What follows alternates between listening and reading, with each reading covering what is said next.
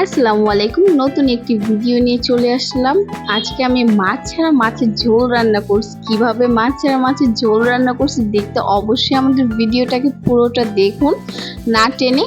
এইখানে আমি কাঁঠালের অর্ধেক একটা অংশ নিয়ে নিয়েছি। এইখানে আমি কাঁঠালটাকে ভালো মতো কেটে নিয়েছি। এখানে কিন্তু আমি কাঁচা কাঁঠাল নিয়েছি, দেখতেই পাচ্ছেন। এখানে আমি কাঁঠালটাকে সুন্দর মতো কেটে সাইজ মতো নিয়ে নিব।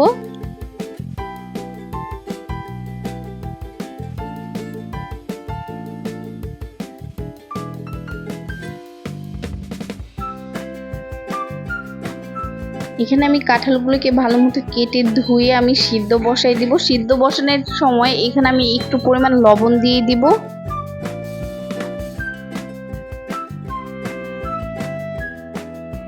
কাঁঠাল সিদ্ধ বসাই দিয়ে এখানে আমি কিছু মশলা তৈরি করে নিব। পোস্তদানা, জয়িত্রী জায়ফল, কাঁচা মরিচ, পেঁয়াজ, রসুন কুচি, আদা, জিরা ব্লেন্ড করার জন্য এইখানে আমি একটু পরিমাণ পানি দিয়ে ব্লেন্ড করে নিব মশলাগুলোকে।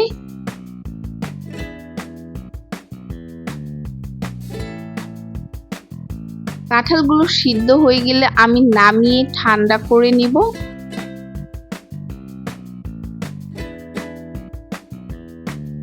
কাঁঠালগুলো ঠান্ডা হয়ে গেলে আমি ভালো মতো ডলে নিব।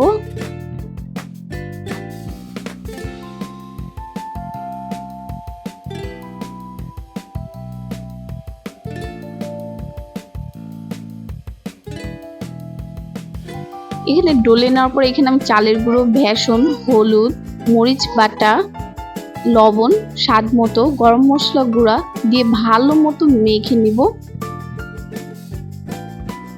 মেখে নেওয়ার পরে এখানে আমি সুন্দর মতো মাছের মতো করে আট করে নিব। আপনারা চাইলে এটাকে বড়ার মতো ভাজতে পারেন, কিন্তু আমি এমনি একটু শখের জন্য মাছের মতো আট করে নিয়েছিলাম।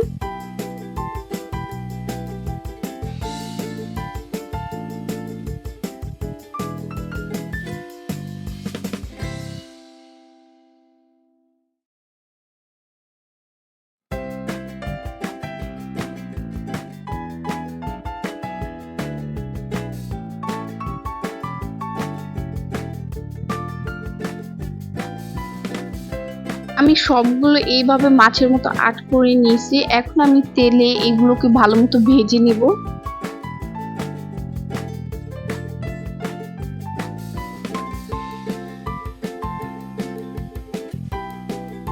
আমি একটু কম জালে ভাজবো যাতে ভিতরে ভালো মতো ভাজা হয়।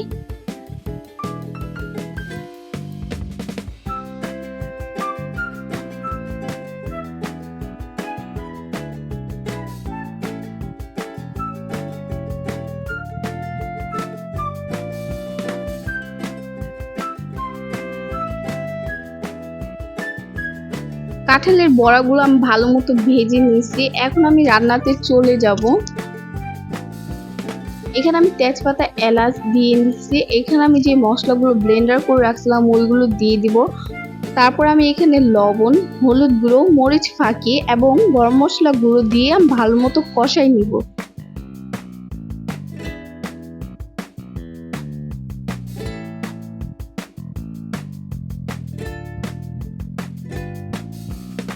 তো কষানো হয়ে গেলে এখানে আমি গরম পানি দিয়ে, পানিটা একটু ফুটে আসলে আমি এখানে কাঁঠালের বড়াগুলো দিয়ে দিব।